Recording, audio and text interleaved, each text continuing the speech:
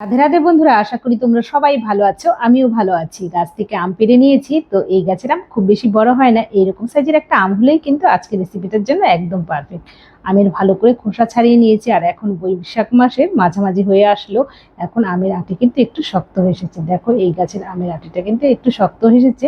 একটু শক্ত করে ধরে আমটা এই মাঝখান দিয়ে চিড়ে নিয়ে আটিটা এভাবে ছাড়িয়ে নিয়ে মাঝ বরাবর করে লম্বালম্বি 3টে করে ভাগ করে নিয়েছি। 6 পিস আমি আজকের রেসিপির জন্য যথেষ্ট। গরমের দুপুরে অসাধারণ রেসিপি। চলো আজকে কি রান্না করছি দেখে নেওয়া যাক।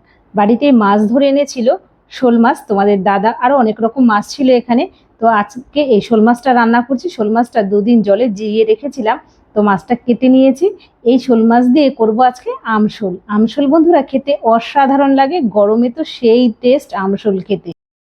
মাছটা কাটার ভিডিও আর তোমাদের দিলাম না, এখানে মাছটা কেটে ভালো করে ধুয়ে 4 পিস মাছ নিয়ে নিয়েছি। তো শোল মাছের এই 4 পিস টুকরো দিয়ে আজকে আমশোল করব। এখানে লবণ, হলুদ আর লেবুর রস দিয়ে দিলাম। এটা কাগজি লেবু।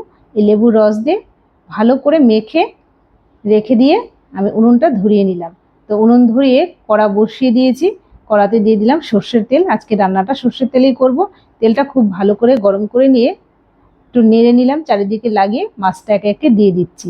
মাছটা দিয়ে এদিকে পাটায় মশলাটা করে নেব। মাছ ভাজা হতে হতে মশলাটাও কিন্তু হয়ে যাবে।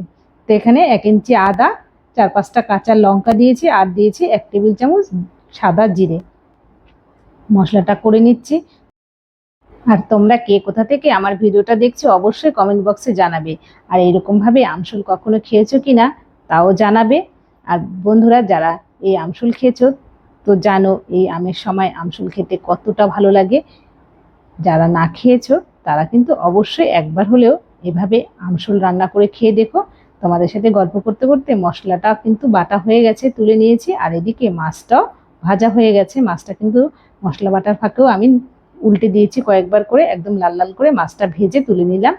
কড়াতে আরেকটু সর্ষের তেল দিয়ে ফোড়নে দিয়েছি কালো জিরে। কালো জিরে দিয়ে বেটে রাখা মশলা দিয়ে দিয়েছি একটু জল। একটু জল দিয়ে অবশ্যই কষাতে হবে, তাহলে মশলাটা কষানো ভালো হবে আর টেস্টও ভালো হবে। এখানে লবণ আর পরিমাণ মতো হলুদ দিয়ে এবার ভালো করে নেড়েচেড়ে কষিয়ে নেব। মশলা থেকে তেল ছেড়ে এসেছে। এরপর দিয়ে দিলাম কেটে রাখা আম। আমটা আগে থেকে জলে ভিজিয়ে রাখলে কিন্তু যে কালো কষটা থাকে সেটা আর থাকে না, তাহলে তরকারিটাও কিন্তু কালারটা সুন্দর হয়। এরপর ভালো করে আম দিয়ে কষিয়ে নিয়ে 2-3 মিনিট দিয়ে দিয়েছি উষ্ণ গরম জল। গরম জল ফুটে ওঠার পর মাছটা দিয়ে আরও 5-7 মিনিট ভালো করে ফুটিয়ে নিয়েছি। ধনেপাতা ছড়িয়ে নামিয়ে নিয়েছিলাম বন্ধুরা। তৈরি হয়ে গেছে আমশোল। দেখতে যেমন সুন্দর হয়েছিল বন্ধুরা, খেতেও কিন্তু অসাধারণ হয়েছিল। এভাবে একবার এই গরমে আমশোল করে দেখো বন্ধুরা, খেতে দারুণ লাগে। 1 থালা ভাত এই আমশোল দিয়ে নিমিষেই খাওয়া হয়ে যাবে। তোমাদের কেমন লাগলো জানিও। লাইক করো, সাবস্ক্রাইব করার অনুরোধ রইল।